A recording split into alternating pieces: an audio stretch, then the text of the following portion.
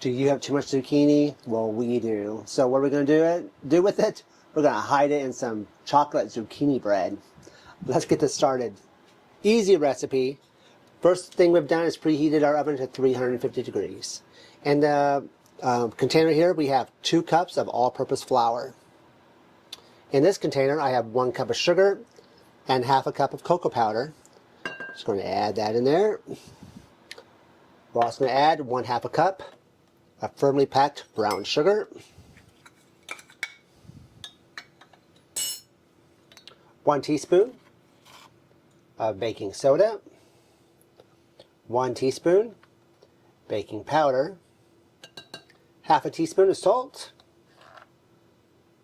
and our secret ingredient, 1 teaspoon of cinnamon.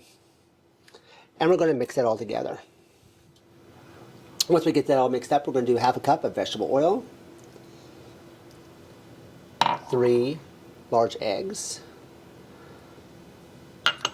1/4 a cup of buttermilk. We're going to then give that a nice mix. Oh, and I almost forgot the most important thing here. How about a teaspoon of vanilla?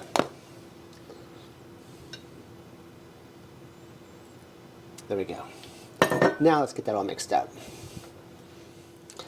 Now as you're mixing this, you may think, hey, now this is really dry. It is a little bit on the dry side. But you're getting ready to add 2 cups of grated zucchini. And we didn't get any of the juice out of it. So this is going to have all the liquid from the zucchini. That's going to give it a little extra moisture in there. And we're also going to add 1 cup of chocolate chips. And we're adding 3/4 cup of walnuts. And we're going to mix that together.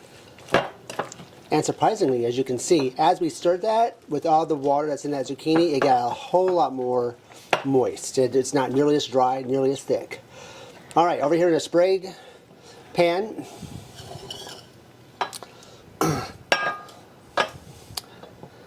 little bread pan here, and we're just going to pour that in there real quick.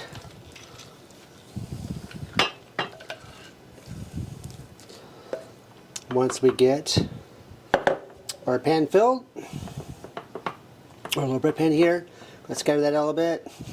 I would say we're going to put that in there, but the truth is we're going to eat it. And we're going to put this in the oven at 350 for 40 to 50 minutes. This smells amazing.